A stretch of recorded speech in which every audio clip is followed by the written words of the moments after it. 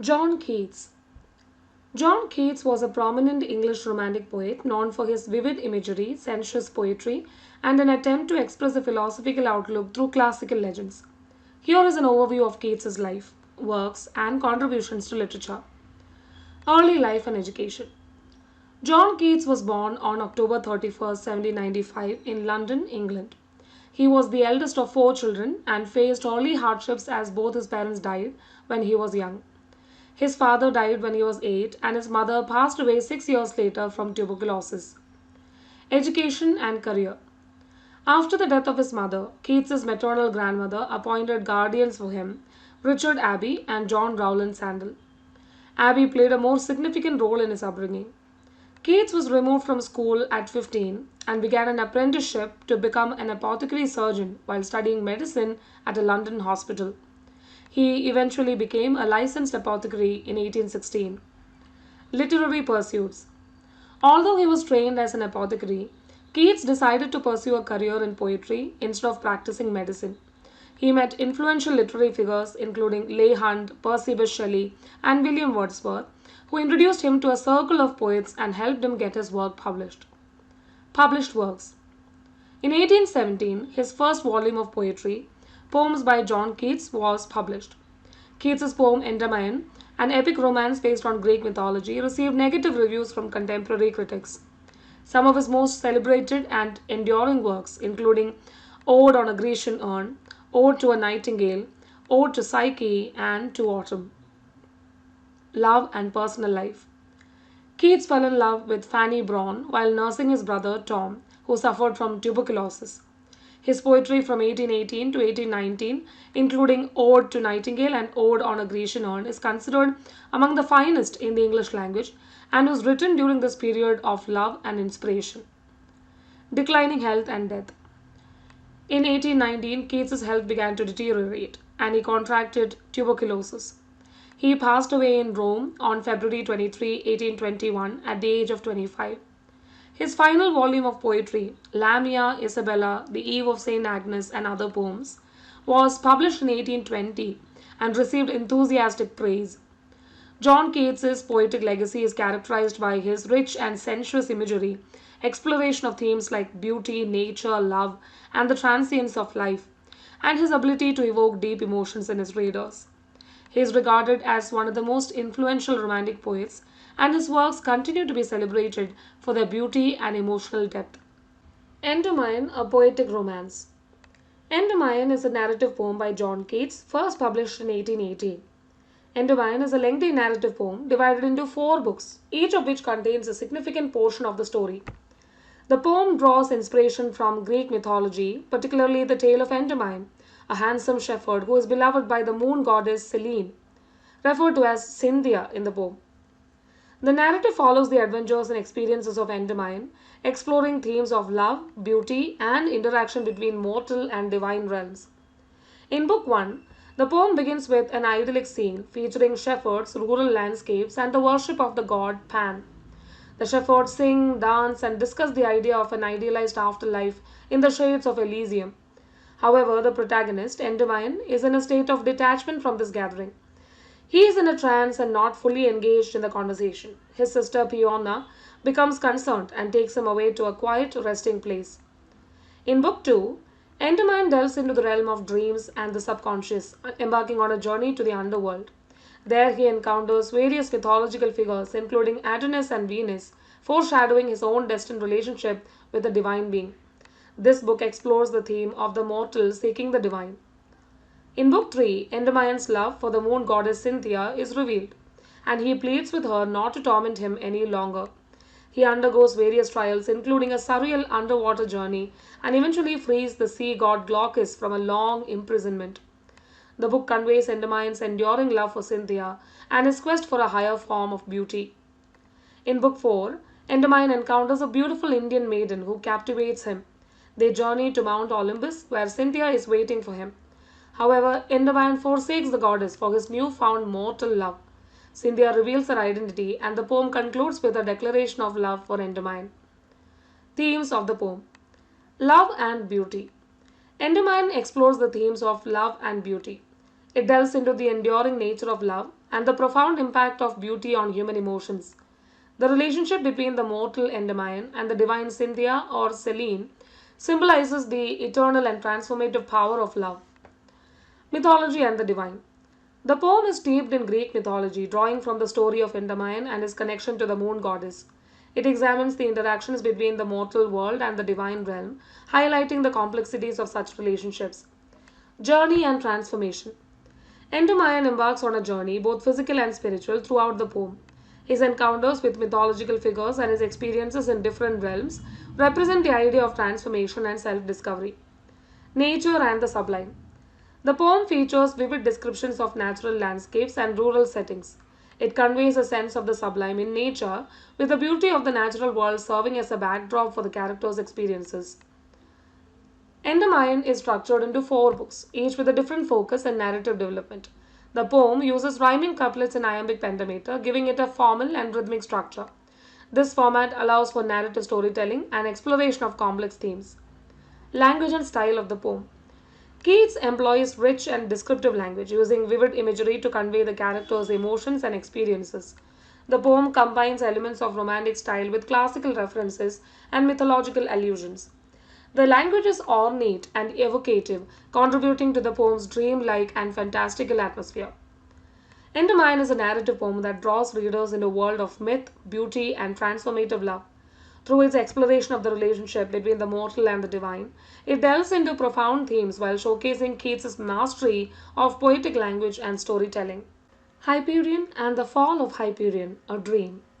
Hyperion and the Fall of Hyperion, a Dream are two interconnected poems by John Keats.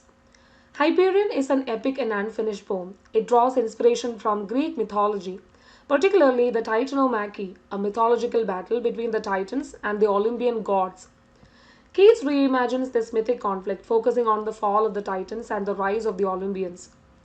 In Book 1, the poem begins with Saturn, the Titan king of the gods, in despair over the loss of his power to Jupiter or Zeus, the new ruler of the gods.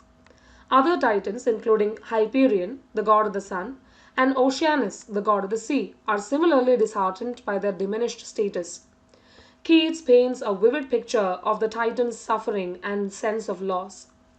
In Book 2, Keats explores the themes of beauty and transformation. The goddess Clymene describes the enchanting music of Apollo, which stirs her soul. The Titans discuss whether they should fight back against the Olympians, and Enceladus encourages them to do so. The contrast between beauty and struggle is a central theme here. In Book 3, the palace of Hyperion is described, and he is addressed by Uranus, the ancient god of the sky. Uranus encourages Hyperion to join the other Titans in their resistance against the Olympians. This book sets the stage for Hyperion's involvement in the conflict. In Book 4, we encounter Apollo, the new sun god and the god of music, mourning on the beach. Mnemosyne, the goddess of memory, consoles him. Apollo is in the process of realizing his divine potential but is not yet fully empowered. He receives knowledge from Mnemosyne, which transforms him into a god. The book concludes with Apollo's newfound divinity. The poem is left incomplete and it does not provide a definitive resolution to the conflict between the Titans and the Olympians. Keats later chose to discontinue Hyperion and embarked on a different direction with the Fall of Hyperion, a Dream. The Fall of Hyperion, a Dream is a continuation of Keats's exploration of the themes introduced in Hyperion. The poem takes a more personal and introspective turn, with the poet narrator reflecting on his own artistic aspirations and the nature of poetry. Opening lyrical argument. The poem begins with an opening lyrical argument in which the narrator reflects on the nature of his dream or vision. The poem oscillates between being a dream and a vision, underscoring the uncertain and fluid nature of artistic inspiration. The first scene finds the poet narrator at a post-Edenic feast experiencing sensory delight. He partakes of a transparent juice that induces a profound sleep. Upon awakening, he finds himself before a temple. In scene 2, the narrator must climb the temple stairs, which represent a spiritual ascent. Moneta, a mysterious figure, questions him and forces him to confront the nature of poetry, visions, and life's purpose. This section addresses the challenges and sacrifices required of a true poet. In scene 3, the narrator is permitted to witness a vision of the Titans and Hyperion. This vision serves as a continuation of the narrative from Hyperion and offers a glimpse into the ongoing struggle between the Titans and the Olympians. Fragmentary nature. The Fall of Hyperion is a fragmentary poem and it ends with the vision of Hyperion rising, connecting back to the beginning of the Hyperion narrative. Major themes: mythology and the divine. Both poems draw heavily from Greek mythology, exploring the divine hierarchy and the conflicts between gods. The Titans' fall and the Olympians' rise serve as central themes. Beauty and transformation. Beauty and transformation are recurring motifs in the poems. The contrast between the beauty of Apollo's music and the Titan's suffering reflects the transformative power of art and human experience. Sacrifice and ascent. The poems delve into the idea of sacrifice and spiritual ascent. The poet narrator must undergo trials and challenges to achieve a deeper understanding of poetry and life. Artistic inspiration. The poems reflect Keats's contemplation of the poet's role and the nature of poetry itself. They explore the artist's quest for inspiration and the challenges faced in pursuing artistic endeavors. Both Hyperion and the Fall of Hyperion, a dream, are marked by their exploration of myth, beauty, and artistic introspection. While Hyperion centers on the mythic conflict, the Fall of Hyperion takes a more personal and reflective turn, offering readers a glimpse into Keats's evolving thoughts on poetry and the human condition. The poems remain unfinished but provide valuable insights into Keats's poetic vision and aspirations. Isabella or the Pot of Basil and La Belle Dame Sans Mercy, revised version.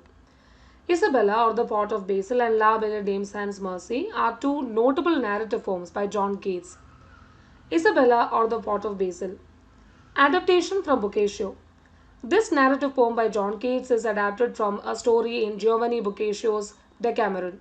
It tells the tale of a young woman named Isabella whose family plans to marry her to a high nobleman.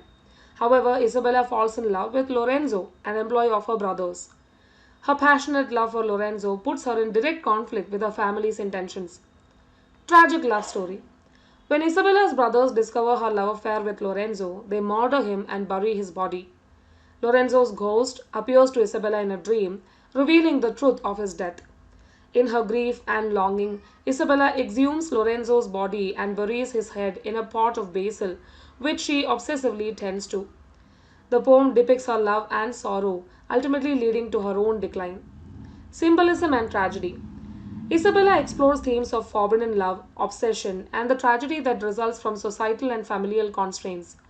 The basil plant, tended by Isabella, becomes a symbol of her devotion and suffering. Pre-Raphaelite influence. The poem was popular among the pre-Raphaelite painters who created several artworks inspired by its episodes. Notably, it served as the basis for the painting Isabella and the Pot of Basil by artists like William Holman Hunt and John William Waterhouse. La Belle Dame Sans Mercy. Inspired by a 15th century poem. The title of this ballad by John Keats was inspired by a 15th century poem by Alain Chartier titled La Belle Dame Sans Mercy. Keats' poem is a classic example of his preoccupation with themes of love and death.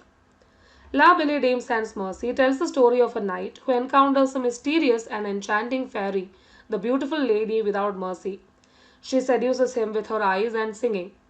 The knight is left in a desolate and pitiable state, haunted by the memory of the beautiful but heartless lady. He describes a dream in which he saw the pale supernatural figures of other knights who had also fallen under her spell. Themes of love and death. The poem explores the themes of love, desire, and enchantment, but it takes a darker turn as the knight's encounter with the fairy leads to his downfall and suffering. It reflects Keats' fascination with the interplay between love and mortality. Influence on art and culture. Keats's poem has inspired numerous artists, and it is considered a classic in English literature. The fairy in La Belle Dame Sans Mercy became an early example of the femme fatale archetype in the 19th century art. The poem continues to be referenced in various works of literature, music, art, and film. Both poems, while distinct in their narratives and themes, are representative of Keats's romantic exploration of love, passion, and the human experience, often intertwined with elements of beauty, suffering, and melancholy. Isabella is a poignant and tragic love story, while La Belle Dame Sans Mercy is a haunting ballad that lingers in the reader's imagination. The Eve of St. Agnes. The Eve of St. Agnes is a celebrated romantic narrative poem by John Keats. The poem is set on the evening before the feast of Saint Agnes, which falls on January 20, with the feast day itself on January 21. Saint Agnes is the patron saint of virgins, and her feast day has been associated with various divination and rituals. The poem unfolds on a bitterly cold night where an elderly bedesman is immersed in prayer in the chapel of the ancestral home of Madeline's family. Simultaneously, a loud and joyous party is taking place. Madeline, a young woman, longs for the love of Porphyro, who is considered an enemy by her family. She has heard that by following the rituals of Saint Agnes Eve, she may receive dreams of her beloved.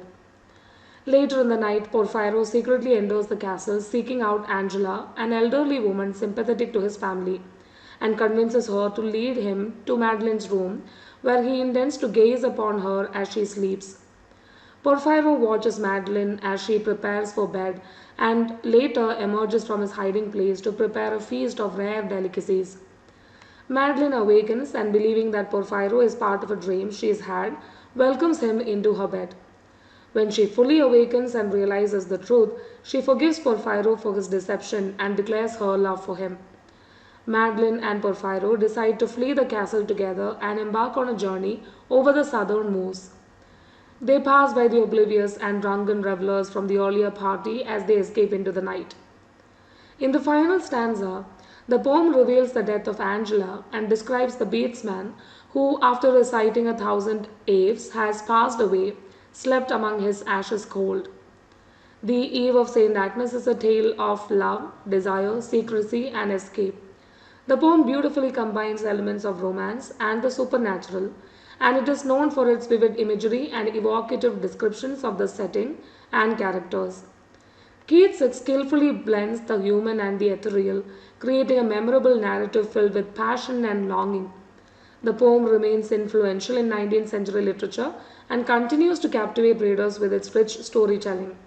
Ode on a Grecian Urn and Ode on Indolence. John Keats's Ode on a Grecian Urn is a celebrated romantic poem that delves into several themes and philosophical ideas, while also showcasing Keats's fascination with classical art and the permanence of artistic beauty. The immortality of art. One of the central themes of the poem is the immortality of art. The Grecian urn as a work of art is depicted as a timeless object that will outlast human existence. The images and scenes depicted on the urn continue to exist, frozen in time, and will do so for generations to come. This theme reflects Keats' belief in the enduring power of art and its ability to transcend time. Beauty and truth. The famous lines, "Beauty is truth, truth beauty, that is all ye know on earth and all ye need to know," encapsulate a profound exploration of beauty and truth. Keats suggests that the pursuit of beauty and aesthetic experiences can lead to a deeper understanding of truth. Beauty, as represented by the art on the urn, becomes a source of eternal truth and knowledge. Transience and permanence. The poem contemplates the contrast between the transient nature of human life and the enduring nature of art. While humans experience the fleeting moments of joy and sorrow, the images on the Grecian urn remain frozen in time, preserving their beauty forever. Keats raises questions about the desirability of a life without change and whether immortality comes at the cost of human experience. Romantic idealism. The poem embodies romantic ideals by emphasizing the imagination and the appreciation of nature and art. Keats seeks inspiration from the Grecian urn and its scenes, using his imagination to enter the world it represents. This ode reflects the romantic notion of finding the sublime and the eternal in everyday objects and experiences. Art as a source of emotion. The Grecian urn and its depictions evoke a range of emotions in the speaker. He experiences a sense of awe, longing, and contemplation when gazing upon the urn. This underscores the idea that art has the power to elicit deep emotions and connect individuals to the universal human experience. The duality of life. The poem explores the duality of life, where the frozen scenes on the urn contrast with the ever-changing and mortal existence of humanity. Keats highlights the tension between the ideal and the real, suggesting that both have their unique beauty and significance. The detailed analysis of each stanza of Ode on a Grecian Urn provides a deeper understanding of this classic poem by John Keats. Keats, a master of romantic poetry, explores profound themes and complex emotions within the framework of the ode. First stanza. The introduction. In the first stanza, the narrator introduces the Grecian urn as the central subject of the poem. The urn is described as a timeless artifact with intricate images and scenes. The figures on the urn are frozen in time, and the narrator, who takes on the role of a historian, is intrigued by their stories. The scene depicted on the urn involves a mad pursuit and a struggle to escape, indicating the complexity of human experiences captured in the artwork. Second stanza, The Lovers on the Urn. The second stanza focuses on a specific scene on the urn, portraying a young man playing a pipe to his lover. The narrator contemplates the immortality of their love and the infinite beauty of the music. He suggests that the unheard melodies, which remain a mystery, are even sweeter than the known ones. The lover's beauty is preserved forever, and their love is presented as a timeless ideal, contrasting with the fleeting nature of human love. Third stanza, The Evergreen Trees. In the third stanza, the focus remains on the same lovers and the surrounding environment depicted on the urn. The trees are described as evergreen, and their leaves never wither. This eternal quality of nature and love contrasts with the troubles and passions of human life. The ordinary human love is portrayed as transient and subject to weariness, while the love on the urn remains constant and beautiful. Fourth stanza, The Sacrificial Procession. The fourth stanza introduces a different image on the urn, a group of people leading a cow for sacrifice. The narrator tries to imagine the lives of these people and their journey. He speculates that the little town was their starting point and the green altar was their destination. This scene raises questions about the rituals and stories of the people on the urn, emphasizing the limitations of static art in conveying the depth of human experiences. Fifth stanza, The Narrator's Reflection. In the final stanza, the narrator shifts his attention from the figures on the urn to the urn itself. He expresses his sense of being overwhelmed and teased by the urn's permanence. The urn remains unchanged and continues to exist as a silent witness to generations that come and go. The famous lines, "Beauty is truth, truth beauty," are enigmatic, suggesting the unity of beauty and truth in art, but they also serve as a reminder of the urn's enigmatic nature. The poem concludes with the idea that the urn withholds its secrets and leaves the narrator with more questions than answers. The enigmatic quality of the urn symbolizes the complexities and limitations of art, prompting the reader to reflect on relationship between beauty, truth, and human experience. Ode on a Grecian Urn is a masterpiece that invites readers to contemplate the profound themes it explores, the mysteries it presents, and the enduring power of art. Keats' ability to convey deep emotions and philosophical ideas through vivid imagery and lyrical language makes this ode a timeless work of literature. Ode on Indolence. Ode on Indolence by John Keats is a reflective poem that explores themes related to indolence, the fleeting nature of inspiration, and the choice between a life of leisure and a life of ambition. The poem consists of 6 stanzas, and in each stanza, the speaker addresses a vision or presence represented by 3 figures. Indolence or laziness. The central theme of the poem is indolence, which is a state of avoidance, laziness, or idleness. The poem opens with the speaker describing a morning of leisure, where he remains idle, enjoying the beauty of nature. The appearance of the 3 figures challenges this state of indolence and forces the speaker to consider whether he should pursue a more active and ambitious life or remain in a state of leisure.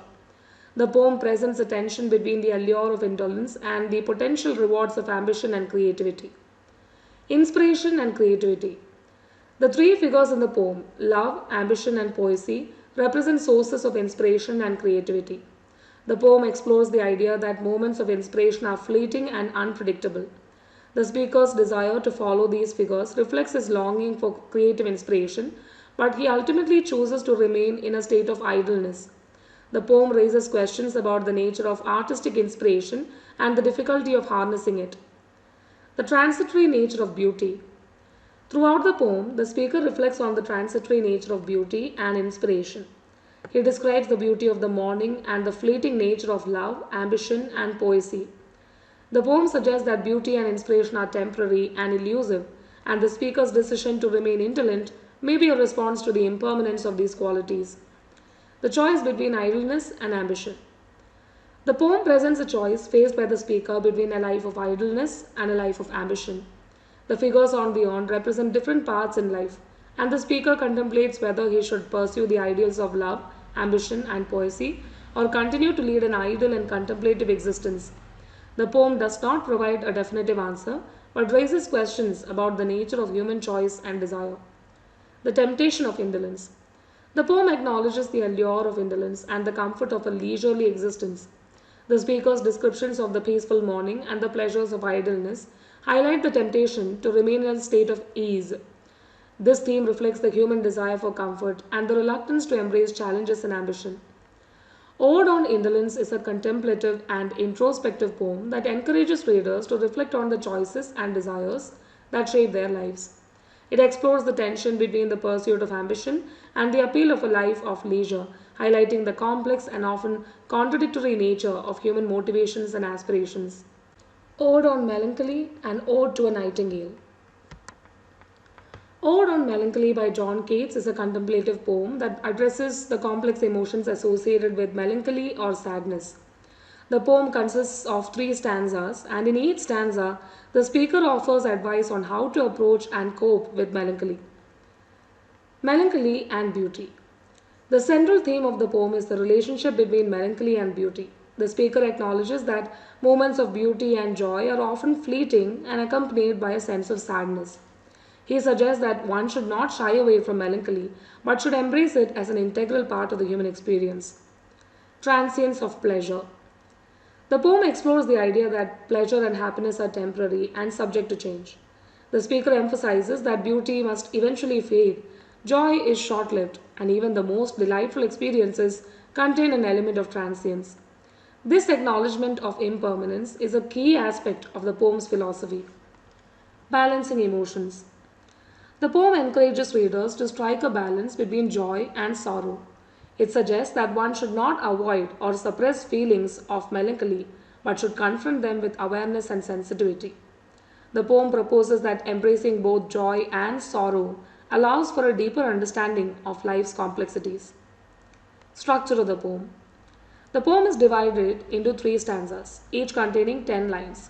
This structured format is characteristic of Keats's Odes and provides a sense of symmetry and balance in the poem. Rhyme scheme. The rhyme scheme in the first and second stanzas is A, B, A, B, C, D, E, C, D, E, while the third stanza follows a pattern of A, B, A, B, C, D, E, D, C, E. The consistent rhyme scheme contributes to the poem's musical and lyrical quality. The poem is primarily written in iambic pentameter, a metrical pattern of 5 pairs of unstressed and stressed syllables per line. This meter gives the poem a rhythmic and flowing quality. In the Ode on Melancholy, the speaker offers guidance on how to approach and understand the complex emotions associated with melancholy. He advises against attempting to escape or forget these feelings. Instead, he suggests that one should embrace the awareness of sorrow and not be drawn to death or misery. The speaker recommends countering the effects of melancholy by seeking solace in the beauty of the natural world. He encourages finding joy in moments of beauty, whether in a morning rose, the colors of the sea, or the eyes of a loved one.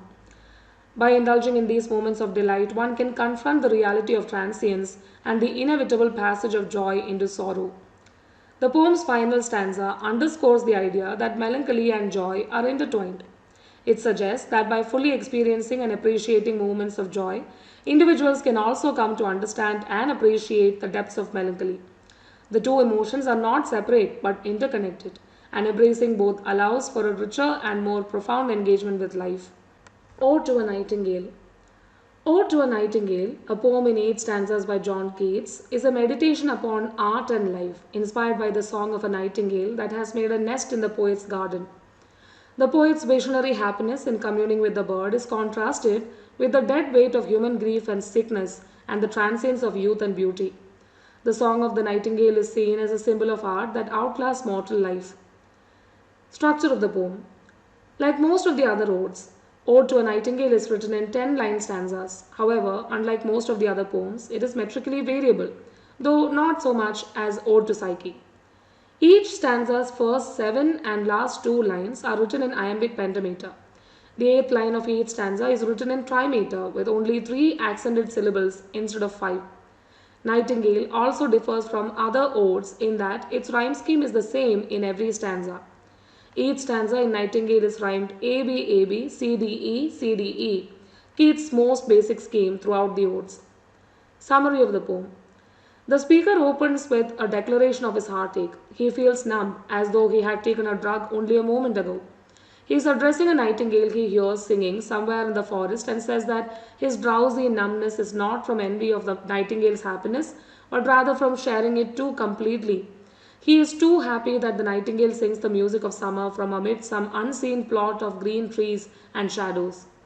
In the second stanza, the speaker longs for the oblivion of alcohol, expressing his wish for wine, a draught of vintage that would taste like the country and like peasant dances and let him leave the world unseen and disappear into the dim forest with the nightingale. In the third stanza, he explains his desire to fade away, saying he would like to forget the troubles the nightingale has never known, the weariness, the fever, and the fret of human life, with its consciousness that everything is mortal and nothing lasts. Youth grows pale and spectre thin dies, and beauty cannot keep her lustrous eyes. In the fourth stanza, the speaker tells the nightingale to fly away, and he will follow not through alcohol, but through poetry, which will give him viewless wings. He says he is already with the nightingale and describes the forest glade, where even the moonlight is hidden by the trees, except for the light that breaks through when the breezes blow the branches. In the fifth stanza, the speaker says that he cannot see the flowers in the glade, but can guess them in embalmed darkness: white hawthorn, eglantine, violets, and the musk rose, the murmurous haunt of flies on summer eves. In the sixth stanza, the speaker listens in the dark to the nightingale, saying that he was often been half in love with the idea of dying and called death soft names in many rhymes. Surrounded by the nightingale's song, the speaker thinks that the idea of death seems richer than ever, and he longs to seize upon the midnight with no pain, while the nightingale pours its soul ecstatically forth. If he were to die, the nightingale would continue to sing, he says, but he would have ears in vain and be no longer able to hear. In the seventh stanza, the speaker tells the nightingale that it is immortal, that it was not born for death. He says that the voice he hears singing has always been heard by ancient emperors and clowns, by homesick Ruth. He even says the song has often charmed open magic windows looking out over the foam of perilous seas in fairy lands forlorn. In the eighth stanza, the word forlorn tolls like a bell to restore the speaker from his preoccupation with the nightingale and back into himself. As the nightingale flies farther away from him, he laments that his imagination has failed him and says that he can no longer recall whether the nightingale's music was a vision or a waking dream. Now that the music is gone, the speaker cannot recall whether he himself is awake or asleep. Ode to Psyche and to Autumn. Ode to Psyche by John Keats is a poem that explores the speaker's encounter with the Greek goddess Psyche and his dedication to her. The poem is the first of Keats's 1819 odes and is characterized by its imaginative and romantic themes. Imagination and artistic inspiration. Ode to Psyche highlights the transformative power of the imagination and artistic inspiration. The speaker encounters Psyche in a natural setting and is inspired to dedicate a portion of his own imaginative realm to her worship. The poem celebrates the idea that art and creativity can breathe life into the mythological and the divine. Beauty and youth. The poem exalts the beauty and youth of Psyche, portraying her as the most beautiful of the Olympian deities. Her late arrival in the world, free from ancient traditions and rituals, is seen as an opportunity to offer her a new form of devotion and artistic expression. Sensory imagery. Keats employs rich sensory imagery throughout the poem, immersing the reader in the natural world and Psyche's beauty. The descriptions of the forest, flowers, and the scene of Psyche and Eros are vivid and sensual. Structure of the poem. The poem consists of 3 stanzas, each containing an irregular number of lines. The first stanza has 11 lines, second has 15, and the third has 13. This irregular structure adds to the poem's unique and experimental nature.